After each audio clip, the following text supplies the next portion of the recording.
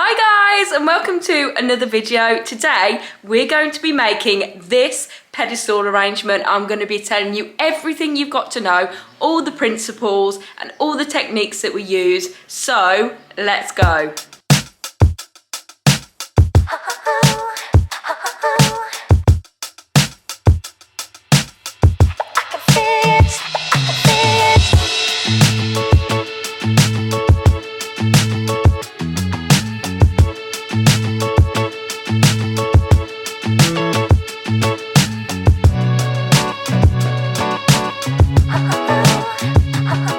So my client wants two tall, colourful pedestals for an event.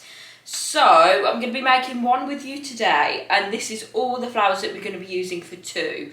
So I've got some orange spray roses, we've got some nice bright cerise roses, we've got some yellow spray roses, we've got 20 blue delphiniums, some nice bright purple lisianthus, a mix of hydrangeas in sort of bright purples, reds, we've got some pinks in there, and then some more bright pink roses as well.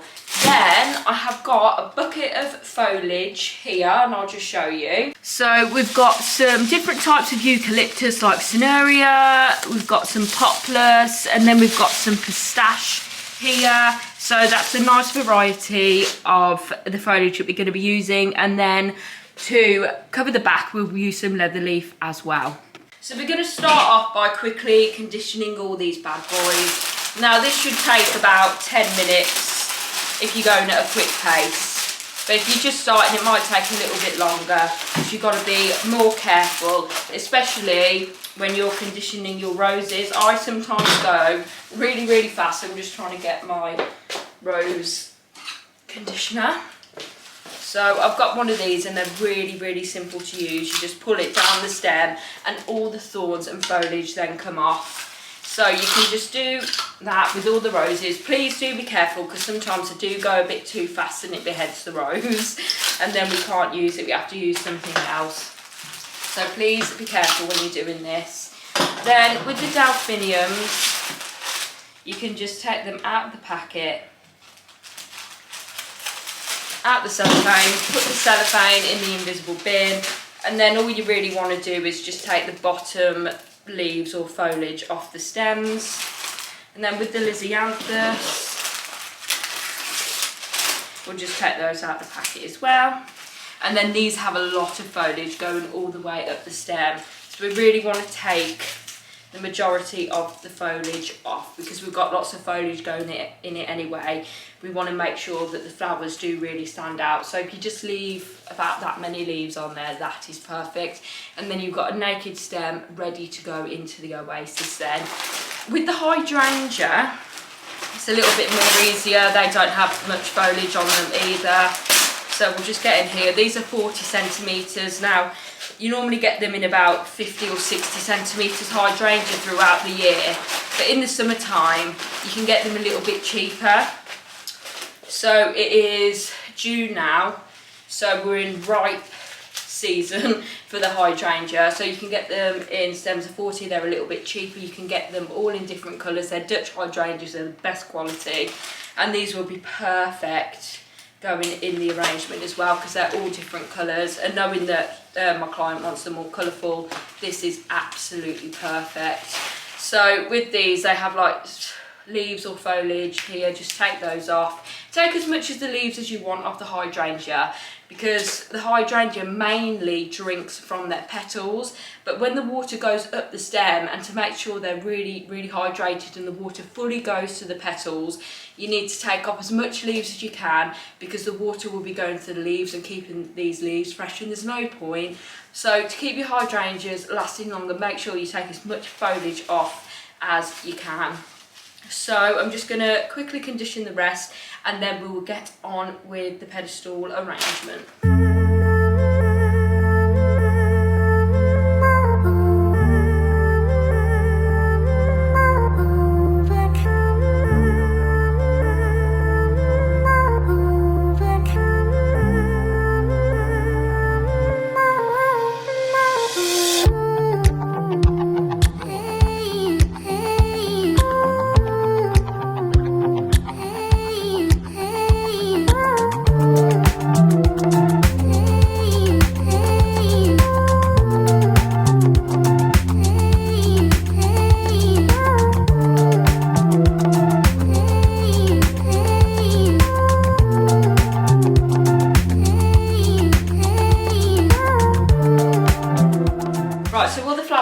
nicely conditioned now. The only thing that you need to do now is go through all the roses and make sure all the guard petals are off. So if there's any outer petals or inner petals that have been damaged on transit, you can just simply take those off, and then they look as fresh as ever. Not that they're not fresh, but it just makes them more aesthetically pleasing instead of keeping all the damaged ones on, because they are going to have a few bruises. I mean, they come from different countries, so they're going to have a little bit of bruising on them. So as long as you go around making sure that they all look perfect, that's absolutely fab. And the same as the spray roses as well. The spray roses in the summer are actually really good because they don't really come with many damaged petals on them, so they're good to go. And also, they're mainly thornless, so if you saw me in my time lapse doing these, all I had to do was run my hand down them and there was no thorns. So I think all the spray roses are actually come perfect. So it's just these ones that you have to really go through. So the actual like main single stems of roses, just go through them, make sure they all look perfect, and then all the flowers are ready to go in your arrangement. So I've got the foliage ready. I need to get some oasis, put it in a single tray, wrap it up, soak it, and then start creating. So I'll see you in a sec.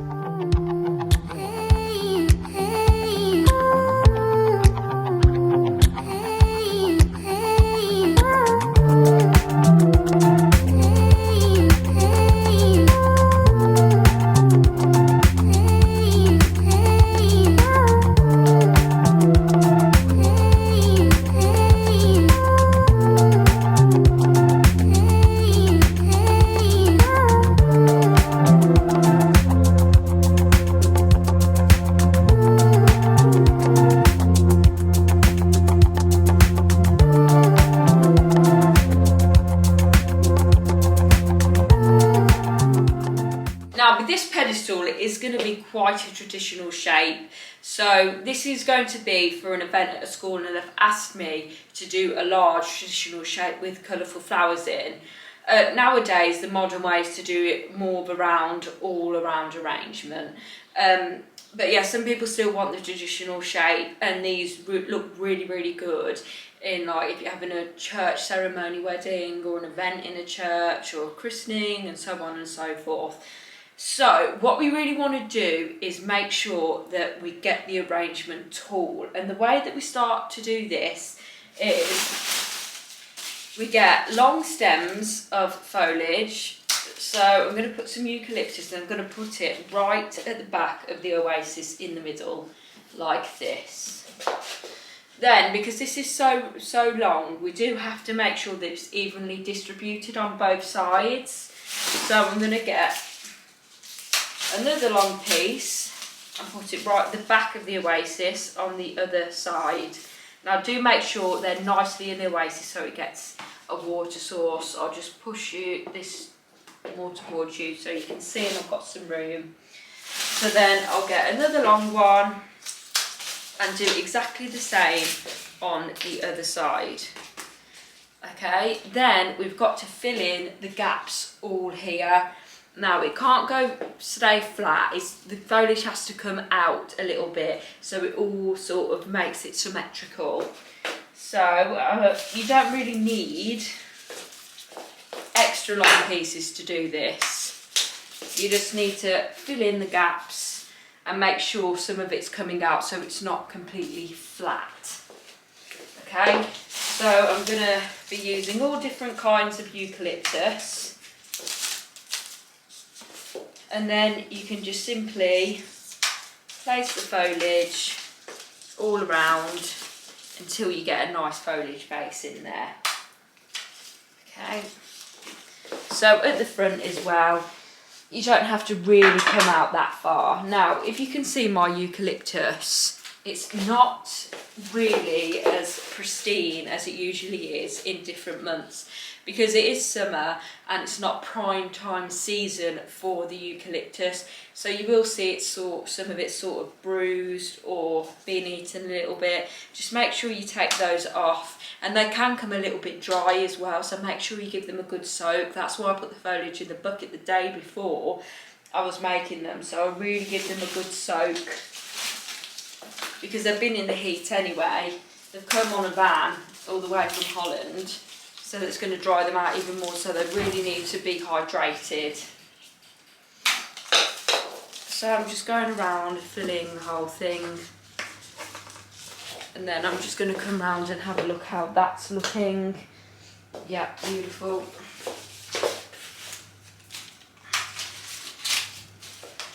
Now you really do want to fill this quite a bit with foliage, otherwise you're going to be putting a lot of flowers in there. Now I charged £85 per one of these, so I am going to fill it nicely with foliage as well, otherwise we're going to go crazy and it's going to cost a lot more than what I've charged for them.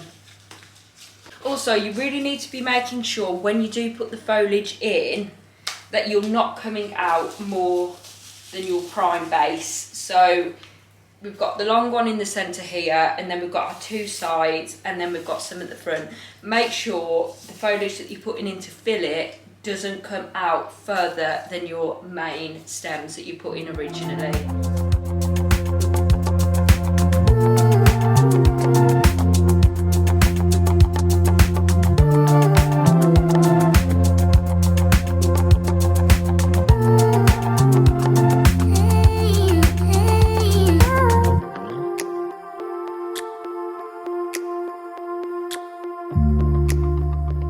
Now, once you're happy with your longer stems and you can see gaps, you can just get shorter stems like this and just fill in the gaps like so, and then you don't have to keep using the long stems to fill the gaps in.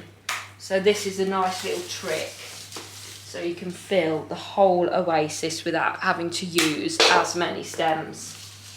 Okay, so I think that's coming on nicely. I'm going to add the flowers into it now, and then at the end, if I can see any other gaps, I'm going to fill that with more foliage as well. So let's get on with the flowers. So I like to use my larger linear flowers first to really get that movement and shape. So I'll start with my large blue delphiniums. Again, do not go any further than the structure that you've used for your foliage, because you'll be able to keep the shape nicely. Really put that one in. I mean, it doesn't matter if it's a tine like an inch longer, but just to make sure that it's nice and symmetrical, I would stay in the guidelines of your foliage. So we're going to be using 10 of these.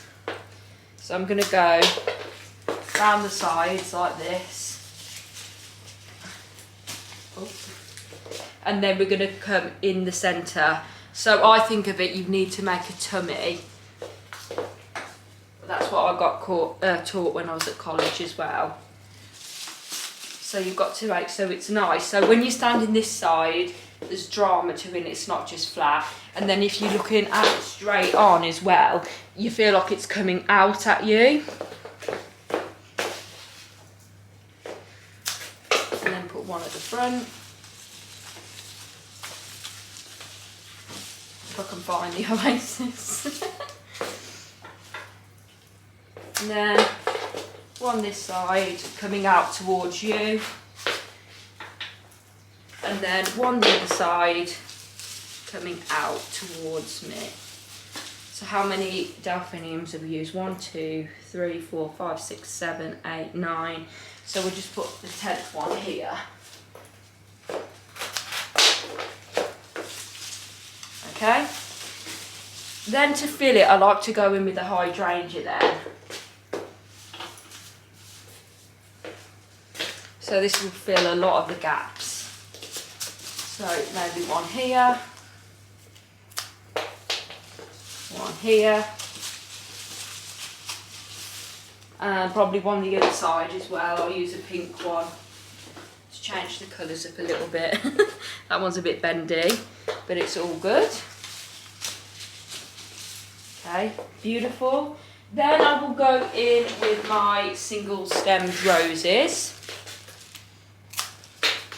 So I'm just going to lay these down so they're about 10 inches away from the top of the largest point of the delphinium. So as you can see, as I'm going along, you can tell that it's all layering out nicely. Put one this side. On the other side. And we're going to use 10 of these as well.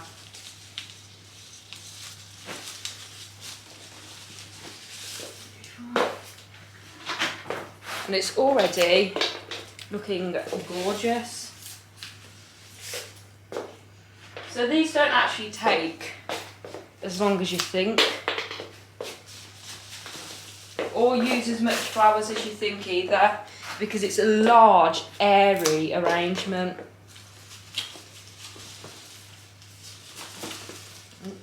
That one's wanted to bend. There we go. Let me have a look at the other side. Okay. And 1, 2, 3, 4, 5, 6, 7, 8. A couple more.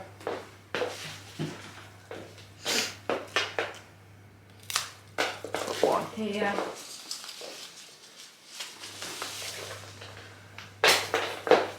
And then one here. And when you're making these, you'll know with your own eyes where things need to go. So they need to be spread out a little bit. And then if you think that the traditional ways of floristry is working in threes, so making everything look like a triangle.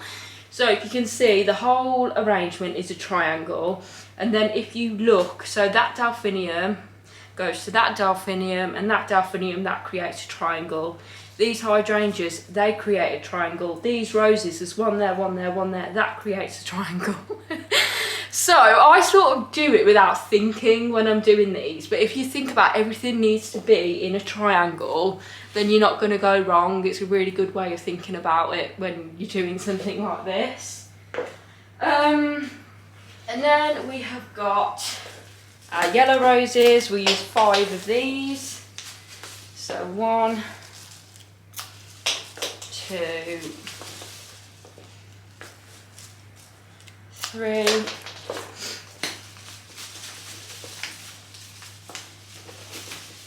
So as you can see, the triangle. And then I'm going to put one this side and one the other side.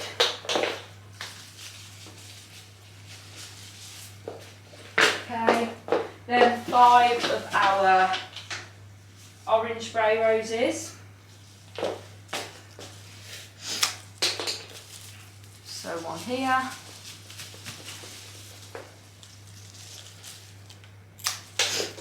One here. One here. And then I'm going to try and put these more around the top here, because you can see that there's a bit of a colour gap. So one there. And then, if you can see it, one here. Okay, brilliant. Then we'll go in with about 5 stems of the purple lisianthus, just to fill in the gaps a little bit. So you don't necessarily have to think of the triangle when you're putting filler flowers in. It's just basically to cover all the gaps.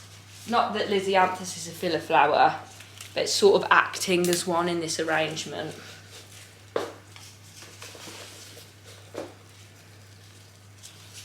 Okay. On the other side.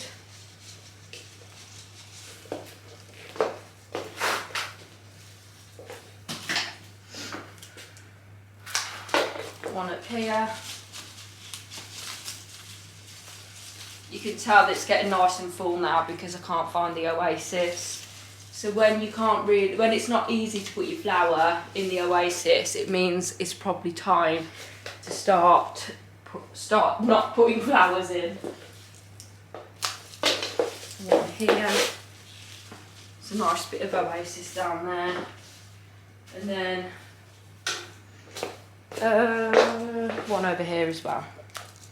Okay, and that is fantastic, and that's all done now. And that was actually not as long as I thought. Now I can see that this one's sticking out a little bit, so I'm just going to chop that down a tiny bit. But that is the front, but we can't stop there because we haven't covered the back yet. And I basically just covered the back with leather leaf because it's a front facing arrangement, nobody's going to see it anyway. So let's turn this round and have a look at the back. Now I'm just going to get my leather leaf, and then basically we just want to cover this oasis block here. Okay, so actually this is really good that I've turned it round because I can see a stem being pushed through here. Oh, don't topple over please. See, it's because it's front facing, it's very top heavy. So it was this one, so that isn't going to get a water source, so I need to put that through the middle again and make sure it doesn't come through the back of the oasis, otherwise that's just going to die. So at least you know your stems now are all good. Okay, now I've just got a few leather leaves. Again, these ones in a pack, they can sometimes come like this time of year in the summer, so I can't use those. So I basically just put one this side and then sort of go around filling in the back like a mini coffin spray sort of thing. Just as long as you fill it, it's absolutely fine. Because you don't want any of the oasis showing. I'll put one here. And then put them long ways towards the centre, so then you don't have to use absolutely shite loads of this. Because leather leaf can also be expensive and it's a waste really.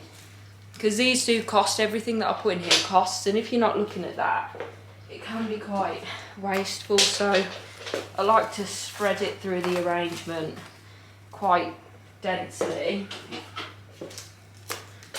so that I don't use as much, but it has to be covered.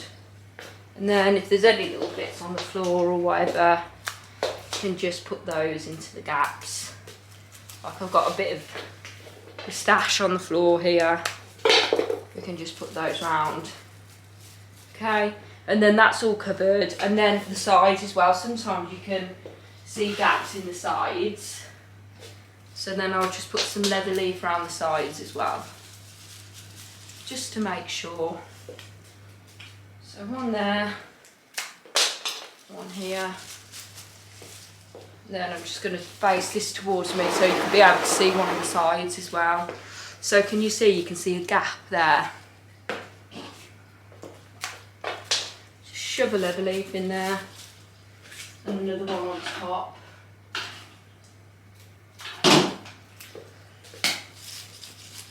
And voila, baby! Look at that, it's all nicely covered. There's no gaps. If you can see any gaps in your front of your arrangement, just put some more foliage in there. Oh my god, I absolutely love it, and that didn't even take that long actually. So I've got to make the other one now, and then I'll put them both together, take a picture, probably put it on Insta as well. But I hope that was super duper easy for you. Thank you so much for watching, guys, especially if you got the whole way through. We really appreciate it, and we would love for our channel to grow so we can keep making more tutorials like this to help each other. So if you could subscribe, maybe leave a comment, a like, that really helps us grow, and we can make a lot more helpful tutorials like this one. If you do make your own pedestal arrangement, please follow us on Insta or just send us a message. We would love to see your trials and attempts. It's at Gems Hall Studio with a J, and we'll see you in the next one.